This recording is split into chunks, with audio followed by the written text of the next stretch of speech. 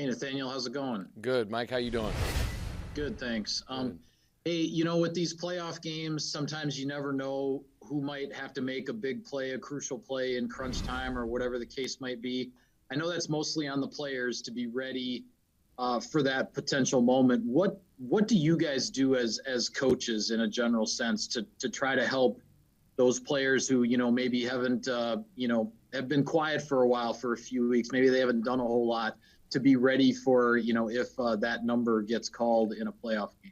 Yeah, I'll tell you, there really is nothing like the playoffs. I mean, it's one of the greatest sporting events in the world. Once you start hitting these NFL playoffs, and I mean, I think that all players when they go out there, I mean, the fans are more energetic, the players are more energetic, everybody is. I mean, it's win or go home. So I think that the idea for a coach is we have to be calm under pressure. We have to be relaxed. We have to treat every day like it's the same business.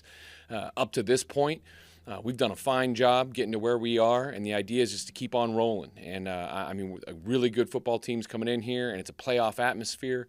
It's going to be exciting with all these fans shooting fireworks off a bunch, and it's just about keeping everybody calm. And those plays will come to them. Let's not chase them. Don't be over aggressive. Just do what we do, and as long as those guys believe in our process and what we've been doing up to this point, I think they'll do a good job. And hey, who knows who will step up and make a play? It's kind of been like that all year. All kinds of guys have had to step in there, and they've all done a good job. Just wondering, Alan Lazard's production as a pass catcher, not just as blocking, but as a pass catcher the last half of the season. Is it just a matter of opportunities, or is there a difference in kind of the way he's performed, whether it be on the practice field or on Sundays that's led to it? I mean, it's fun. We've been talking so much about Alan. I mean, he's just been so great. I mean, just his development as an overall player, and right now is where you want to be hitting your peak heading into the playoffs.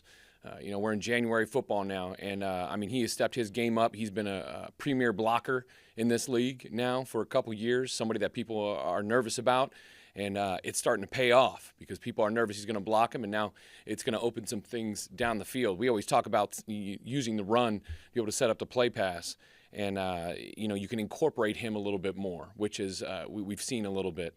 And I mean, he's just done such a good job. He's such a smart player. I mean, you just can't. From a coach's perspective, you can't explain how great it is to have smart players when those guys go out there and know exactly what we're trying to do. And he just gets better and better every day, and we just got to keep that thing rolling. Rob Domofsky. Hey, Nathaniel. Hey, Rob.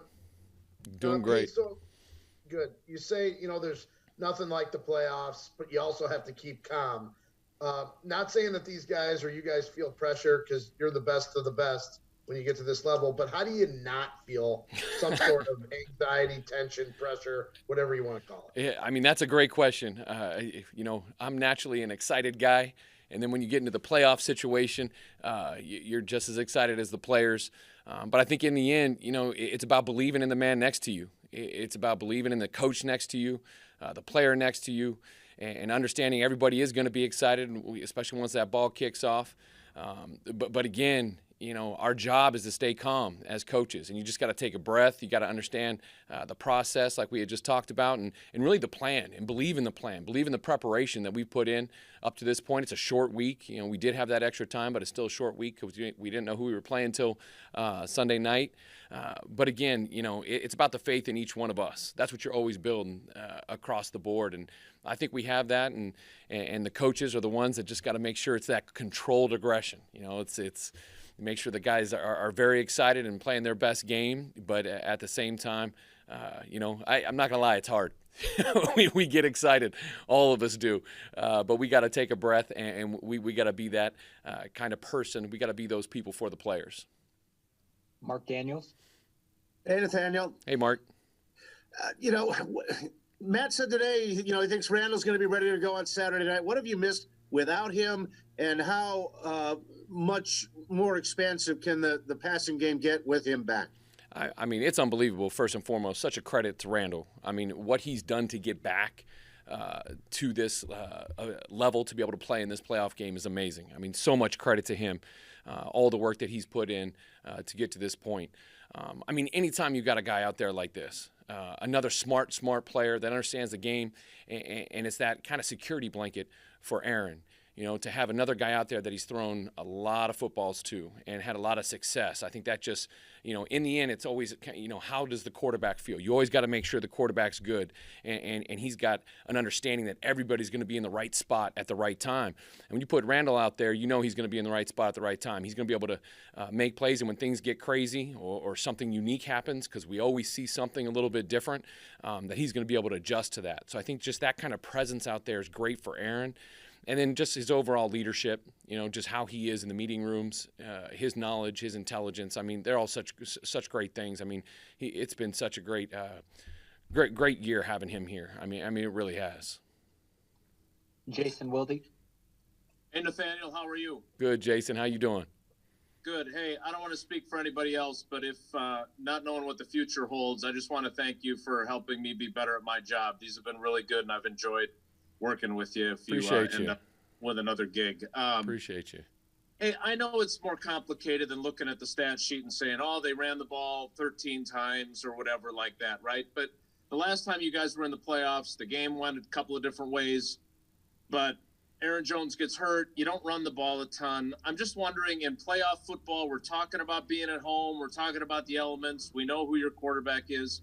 But how important is it for you guys to be productive in that department in games like this? I mean, every game you got to have a run game. The two best things for the quarterback, the two best things for an offense is to be able to run the ball and protect the quarterback. You do those two things, you're going to have a successful day.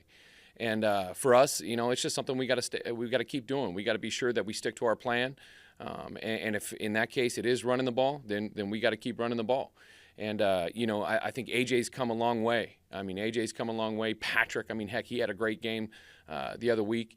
So, hey, whoever's out there, Aaron, AJ, Patrick, hey, we're going to have to run the ball. In the playoff football, you're going to have to run it, especially in the cold weather. Bill Huber. Nathaniel, how you doing? Good, Bill.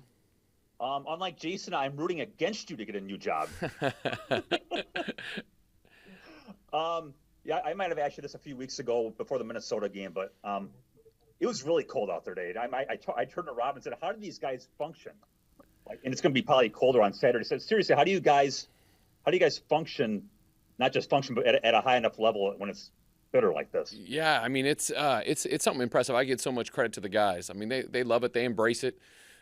We go out there and we just got to go play. And I think the guys really enjoy being out there together.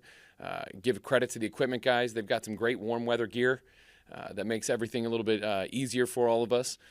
But it's just once you're here, once you live here, once you're here as long as we are, it's just something that you kind of get used to. Some people are nodding their heads right now, saying you can never really get used to it.